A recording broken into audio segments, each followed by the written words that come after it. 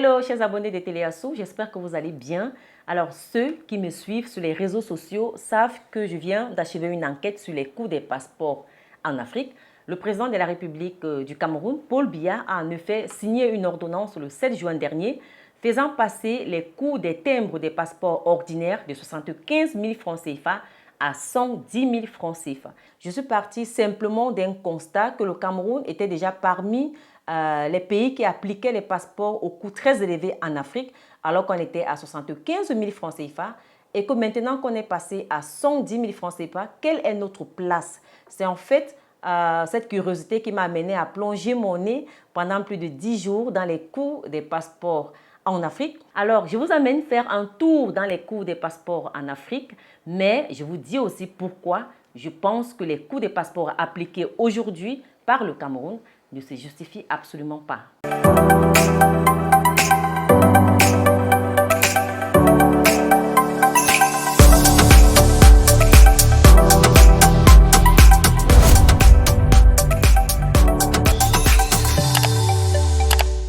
Le président de la République du Cameroun, Paul Biya, a donc signé le lundi 7 juin une ordonnance modifiant et complétant la loi des finances 2021.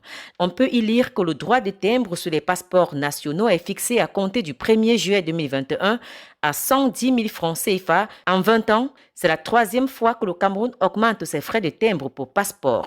Ils sont passés de 30 000 francs CFA à 50 000, puis 75 000 en 2016. Le Cameroun et l'Érythrée sont les seuls pays à franchir la barre des 200 $ américains. Considérée comme l'une des dictatures les plus violentes au monde, l'Érythrée applique des prix de passeport qui ne respectent pas le très faible niveau de vie des populations.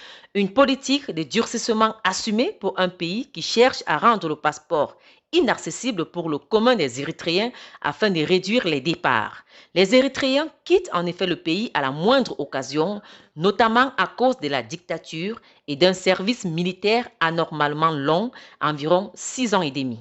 Un Érythréen vivant sur place va donc payer environ 4 000 NACFA, un peu plus de 150 000 francs CFA pour obtenir son passeport.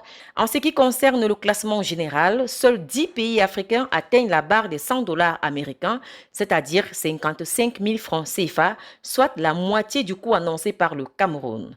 Outre le Cameroun, l'Érythrée et le Burundi dans le trio des têtes, on a le Malawi, le Tchad, la Somalie, l'Angola, la Centrafrique, la Guinée-Bissau et le Mali. Dans la même lancée, 74% des pays africains ne dépassent guère la barre de 50 000 francs CFA, tandis que 50% vont de 60 $, soit 33 000 francs CFA pour la Gambie, à 7 $ pour le Soudan qui arrive en bas de classement.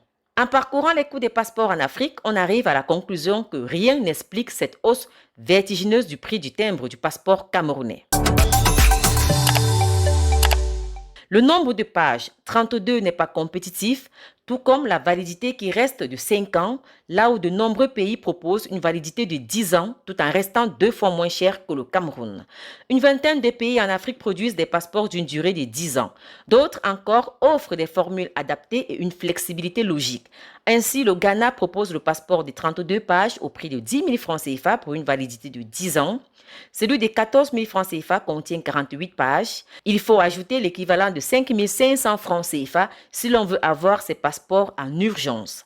Pareil pour le Kenya, 10 ans le passeport de 66 pages pour 75 $, environ 42 000 francs CFA, tandis que celui de 32 pages pour 10 ans aussi revient seulement à 42 $, c'est-à-dire 23 000 francs CFA. Et si vous ne voyagez qu'au sein de la SADC, la communauté d'Afrique de l'Est, votre passeport vous revient, tenez-vous bien, à 5 000 francs CFA.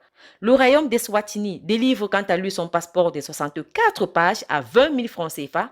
En Algérie, le prix du passeport de 48 pages est à moins de 50 000 francs CFA environ. Troisième remarque, le niveau d'attractivité du passeport camerounais est faible. Il arrive en 92e position mondiale selon le classement Henley des passeports. Le passeport camerounais permet de voyager sans visa dans 15 pays seulement et avec visa à l'arrivée parfois payant dans 33 pays d'après le classement Henley Passport Index. Pendant ce temps, des pays comme les Seychelles, premiers en Afrique en termes de puissance du passeport, et l'Érythrée, deuxième, permettent d'aller respectivement dans 151 pays et 146 sans visa ou avec visa à l'arrivée. Le passeport aux Seychelles, 750 roupies, moins de 30 000 francs CFA, et 18 dollars américains pour l'île Maurice, c'est-à-dire moins de 10 000 francs CFA. Quand on parcourt dans le classement Henley Passport Index des passeports les plus puissants au monde, on constate avec étonnement que ce sont les premiers de la classe qui appliquent souvent les coûts les plus accessibles aussi. Ainsi, le top 5 africain est dominé par les Seychelles, l'île Maurice, l'Afrique du Sud, le Botswana et la Namibie. A contrario, les mauvais élèves sont nombreux à figurer en tête des files des passeports les plus chers.